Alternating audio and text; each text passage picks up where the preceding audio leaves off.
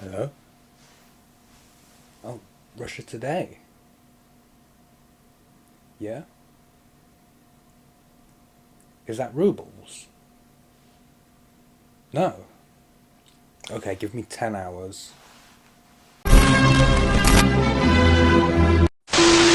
So, I woke up this morning and was greeted with this news. Мною принято решение о проведении специальной военной операции.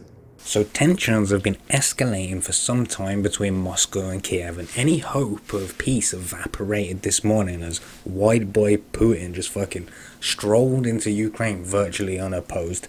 Not an invasion per se, a special military operation, which is exactly the kind of language that would have George Carlin spinning in his grave. That and fucking lethal aid, a special military operation, is supposed to sell you the idea that it's going to be clean and precise, tactical, surgical even, rather than a long drawn out conflict that could take years to resolve. Like when Obama drop-kicked bin Laden into the ocean, that's a special military operation. Rolling your tanks into a neighbouring country without permission is not a clean and quick in and out exercise, a special military operation. They just don't want to say invasion because that's a bad word, and nobody wants to be the bad guy. You have to find a way to present yourself as the good guy. Республики Донбасса обратились к России с просьбой о помощи. So what the fuck is the People's Republic of Donbass, you might be asking? And I'll forgive you for not recognizing this country because outside of Russia, nobody does. But in East Ukraine, there's these two tiny self-proclaimed independent states, the Donetsk People's Republic, who have this badass flag, and the Luhansk People's Republic, which has a slightly less badass flag. Gotta love the double-headed bird trope on a flag though. I loved that shit. Shout out to any Albanians in the chat. You can see as well that the flags are highly influenced by the Russian one, as the people who live in the region are mostly pro-Russian, mostly Russian-speaking, and many actual Russian citizens, thanks to Vladimir Putin just handing over passports to people in the region. And Putin poured cash all over them in the form of humanitarian aid, some of which may have been of the lethal kind. He even gave them COVID vaccines. I mean, wow, what a hero. In 2014, they held a referendum to vote for independence from Ukraine. And you know, democracy is great and elections can in no way be cheated or rigged in any way. And even suggesting otherwise is a deplatformable offence. Democracy can never be corrupted. So obviously, you know, it's the will of the people. It's the general will, or whatever Rousseau would call it. The Ukrainian government is led by this fucking stooge, Zelensky, a guy with no political experience outside of playing the president on a highly rated Ukrainian TV show. Obviously, they don't recognize these two breakaway regions as independent. According to the Ukrainian government, these regions are occupied by terrorists. So, quick lightning round game of terrorist, rebel, freedom fighter. I'll show you a terrorist, a rebel, or a freedom fighter. You have to guess which one it is. So we'll start with these guys. They got your classic salwar kameez and camouflage combo going on here with a nice assortment of deadly weapons. What do you reckon? If you said terrorist, you were right. That's Afghanistan. Oh wow, check this guy out. What side's he fighting on? Guess? Syria is a rebel. Okay, what about this guy? No, this guy is an actor in a terror prank on a TV show that was banned in Iraq. Okay. Last one. There's plenty of camouflage and guns and stuff, but the Libya flag is the biggest clue here. Yes, we came, we saw, he died. That whole bit was just an excuse to play that clip. So the people of Donbass, are they terrorists or freedom fighters? I don't know. Is it a legit move to flood a bordering state and an independent nation with your own citizens and claim that as your country's land too? Is it cool to use your intelligence agencies to fund domestic terrorism and destabilize regimes that you disagree with? I don't think so, but what do I know? I'm just your wacky internet communist. They don't pay me to know that stuff. They don't pay me at all.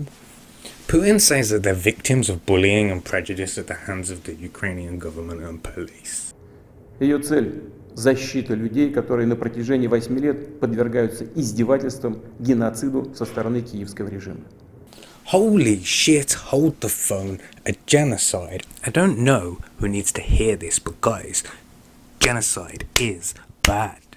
Rounding people up and putting them in concentration camps for extermination is evil. It's like the most evil thing. It was evil when the British invented it in South Africa. It was evil when the Nazis did it. It was evil when the Turkish did it, when Milosevic did it. Maybe China are doing it. That's for a different day. И для этого мы будем стремиться к демилитаризации и денацификации Украины. And there it is, there you go. Now you lost me. There was a time before the internet became whatever it is now, when if you called someone a Nazi, my gut reaction wasn't to instantly not believe you, and that's dangerous. Telling me that Zelensky is a Nazi shouldn't make me say, yeah, but he probably isn't though. We're talking about some of the worst people in history here, and I'm totally desensitized to that now. People get called a Nazi all the time for stupid things. Even I get called a Nazi, me, communist commie Mark. How heroic he comes across. You didn't plan any protests against him, did you? Zelensky, for what it's worth, is Jewish, not that disqualifies him from being a Nazi. In the 2020s, you can be a black white supremacist or a white black supremacist. You can be whatever you want. That's how great equality is now. That's freedom. So the genocide that he talked about, I want to circle back to that.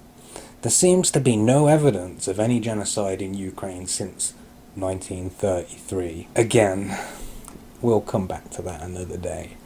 Genocide is a big fucking claim, and you better have evidence to prove it to me. Where's the receipts, Vlad? The truth is, he doesn't need any. What are you gonna do? You're gonna question him.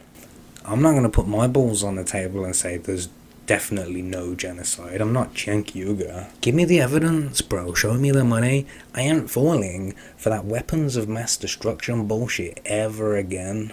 А также преданию суду тех, кто совершил многочисленные кровавые преступления против мирных жителей, в том числе и граждан Российской Федерации. This is a perfect example of weaponized SJW tactics. Oh look, there's a minority being oppressed. We must invade to get justice for these people and fight for our citizens' rights. Sure, people will die, but they're all Nazis, so don't worry about it. It's all perfectly moral and the correct thing to do. And if you question the narrative, then obviously you're a genocide denier and a Nazi. So Putin is now saying it's independent, a large section of Ukraine. I said, how smart is that? And he's going to go in and be a peacekeeper. What amazes me is how when it's Russia pulling this kind of shady shit, the mainstream media has no issue pointing out that it's obvious bullshit. When you can point to these behaviours in a person that most people would agree isn't a good guy, these tactics are so transparent that everyone can see them regardless of which side of the political aisle they fall on. But when it comes to reflecting on the behaviours of people on our own sides of the divide, we become blind to seeing this. And that too is dangerous in a different way. I call bullshit on this whole thing. Do not fall for this SJW propaganda that Putin is dishing out for your approval. This has nothing to do with oppression or genocide. The real reason that Putin is invading Ukraine is the same reason behind all colonial expansions, whether it's gold or spices or oil or methane. It's all about resources, in this case gas. Burisma versus Gazprom. Who will win? The military-industrial complex.